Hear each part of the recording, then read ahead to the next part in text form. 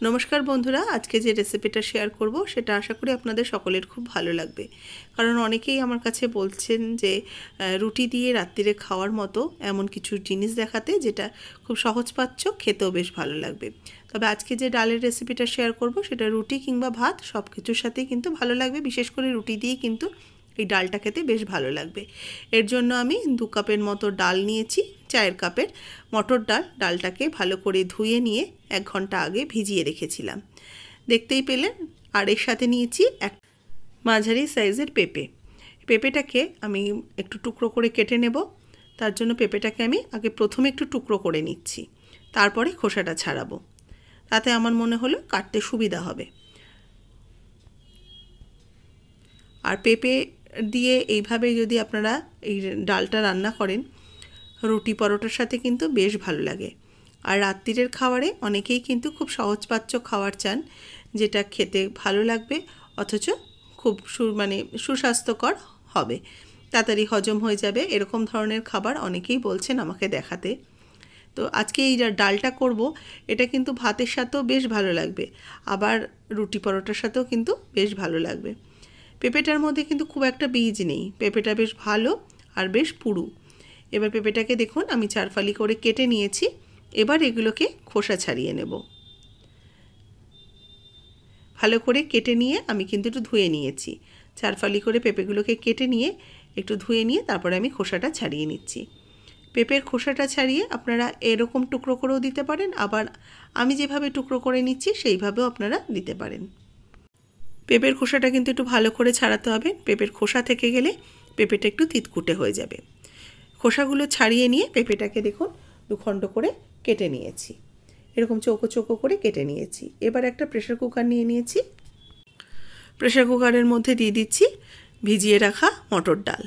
এখানে আমি চায়ের কাপের 2 কাপ আমি মটর ডাল আগে থেকে ভালো করে ধুয়ে অবশ্যই কিন্তু 1-1.5 ঘন্টা একটু ভিজিয়ে রেখে দেবেন, তাহলে ডালটা খুব সুন্দরভাবে সেদ্ধ হবে।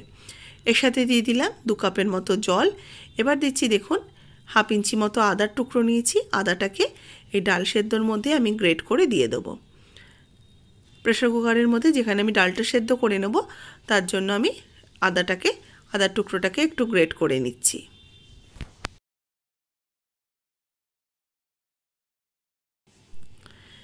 এবার এর মধ্যে 2টো স্লিটেড কাঁচা লঙ্কা দিয়ে দিলাম, আর দিয়ে দেবো 1/2 চা চামচ হলুদ গুঁড়ো। এর সাথে দেব স্বাদ মতো লবণ। ভালো করে ডালটাকে বেশ ভালো করে মিক্স করে নেব লবণ আর হলুদ দিয়ে। এবার আমি পেঁপেটা দিয়ে দিচ্ছি, কেটে রাখা পেঁপের টুকরোগুলোকে অ্যাড করে দিলাম।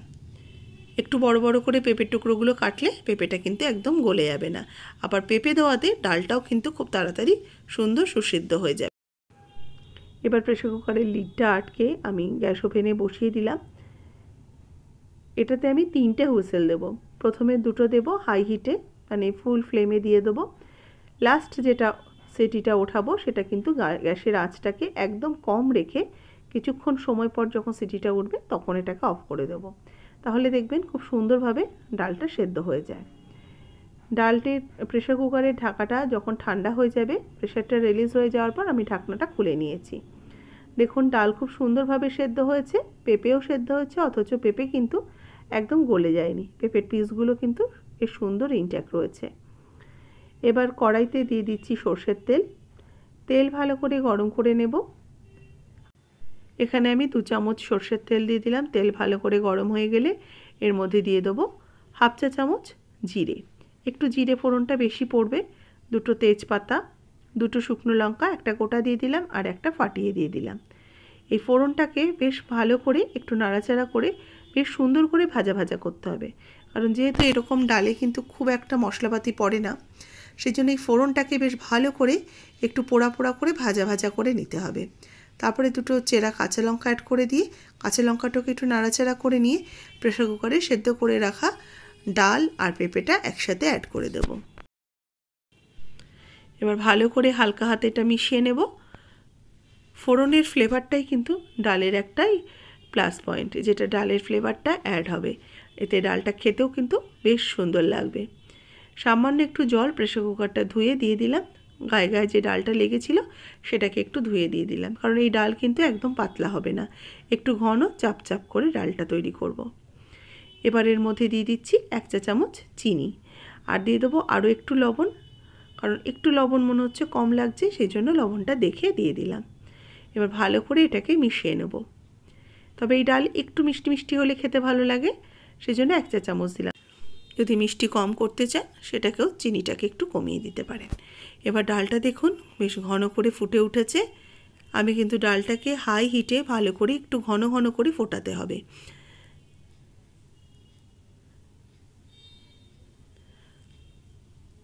পেঁপেও কিন্তু খুব সুন্দরভাবে সেদ্ধও হয়ে গেছে।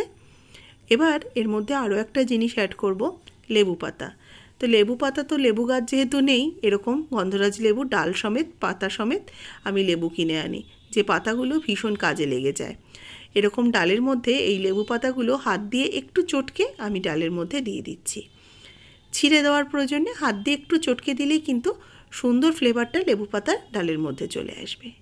ডালটা একদম রেডি হয়ে গেল, নামিয়ে সার্ভ করে নেব। তৈরি হয়ে গেছে পেঁপে দিয়ে মটর ডাল। যারা এখনও অবধি রেসিপিটা খাননি বা ট্রাই করেননি অবশ্যই করে দেখতে পারেন। রুটি দিয়ে, পরোটা দিয়ে, সাদা ভাতের সাথে বেশ ভালো লাগবে। রেসিপি ভালো লাগলে অবশ্যই একটা লাইক করে দেবেন, শেয়ার করবেন, নতুন বন্ধু হলে সাবস্ক্রাইব করে নেবেন। যারা ফেসবুক বন্ধু অবশ্যই আমার পেজটাকে ফলো করুন, রেসিপিটাতে একটা লাইক দিন, আর কোথা থেকে দেখছেন অবশ্যই আমাকে কমেন্টস বক্সে একটু জানিয়ে দিন। ভালো লাগবে আপনাদের এই কমেন্টসগুলো জানতে।